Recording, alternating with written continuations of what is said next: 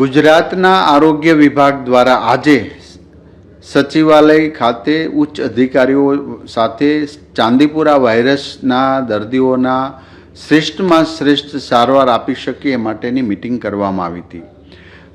અત્યાર સુધીમાં કુલ 27 શંકાસ્પદ દર્દીઓના યાની કે બાળકોના બ્લડ રિપોર્ટ કરવામાં આવ્યા છે, જેમાંથી 7 બાળકો આ ચાંદીપુરા વાયરસ પોઝિટિવ આવ્યા છે, બાકી નેગેટિવ છે, અને 8 પૃથ્થકરણ માટે આપેલા બ્લડનું સેમ્પલ આજે સાંજ સુધીમાં રિઝલ્ટ આવશે.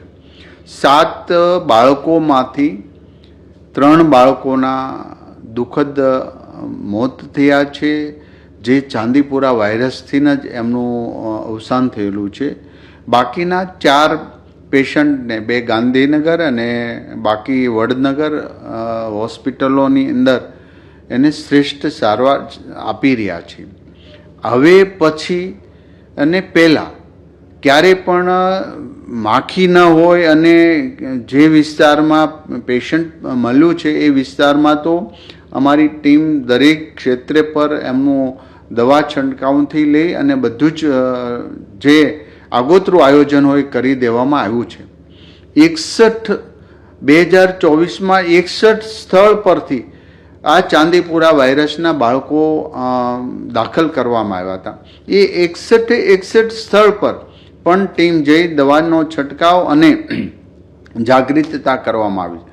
ખાસ કરીને માટીવાળા મકાન અને તિરાડો હોય એમાં જ આ સેન્ટ ફ્લાય નામની માખી થતી હોય છે ને, જે લગભગ નાના બાળકો યાની કે આમ તો 16 વર્ષ પછી એની અસર થતી હોય, પણ આ જે પેશન્ટો આવ્યા 10 વર્ષ અને એથી નીચેના બાળકો આવ્યા છે. તો મારી વિનંતી એ છે કે કાચા ઘરની અંદર નાની એવી તિરાડ હોય તો લીપણ અથવા ગાર કરીને એમને એ તિરાડો બોરવી જોઈએ, જેથી કરીને આરોગ્ય વિભાગવાળા સ્પ્રે છાંટે અથવા તો દવાનો છંટકાવ કરે, જેથી કરીને એ માખી જીવંત ન રહે. 61 સ્થળો ઉપરથી પણ ગયા વખતે આવેલા સ્થળો પરથી એક પણ પેશન્ટ રિપીટ નથી થયું. માટે આજે આ મુદ્દે ગંભીરતા લઈ આરોગ્ય ક્ષેત્રે તમામ પ્રકારની સુવિધા પ્રાપ્ત થાય, નાના એવા સેન્ટર સુધી અને ઇન્ડિયન મેડિકલ એસોસિએશનનું પણ મદદ લઈને એમને પણ ગાઈડ કરવામાં આવ્યા છે કે ચાઇલ્ડ સ્પેશિયાલિસ્ટ જે હોય એમને પણ આ માહિતી આપે અને એ આરોગ્ય વિભાગ ગાંધીનગર અથવા તો અમારા આરોગ્ય વિભાગ સાથે સંકલન રાખે.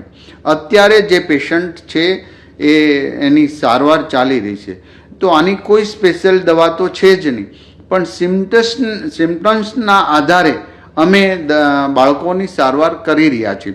માટે આ કોઈ ગભરાવાની જરૂર નથી. સાવચેતીના ભાગરૂપે આપણે તુરંત જ દવાખાને દવા લઈએ અને એમના એ માખી કરડવાથી જ આ વાયરસ ચાંદીપુરા વાયરસ થતો હોય છે. તો આ સાવચેતીથી આપણે ચાલીશું તો ચોક્કસ પ્રકારે એક પણ બાળકને કે આ ચેપ લાગ્યો હોય તો એમને કોઈ પણ પ્રકારની નુકસાન નહીં થાય. આજ સાંજ સુધીમાં બીજા 8 રિપોર્ટ આવે અને ત્યાં સુધીમાં આપણે જે 4 બાળકોનો સારવાર આપી રહ્યા છે એ સારવાર અદ્યતન સારવાર મળી રહી છે. નાના સેન્ટરો અને નાના ક્લિનિક ચલાવતા ડૉક્ટરોને પણ સૂચના આપવામાં આવી છે, ક્યાંય પણ આ પ્રકારનું બાળક આવે તો એમને તુરંત જ મોટી હોસ્પિટલ, વેન્ટિલેટર્સ ઉપલબ્ધ હોસ્પિટલમાં એમને દાખલ કરવા, જેથી કરીને ઓક્સિજન વગેરે ઘટે તો અમને આપી શકાય. તો અત્યારના સ્થિતિએ 7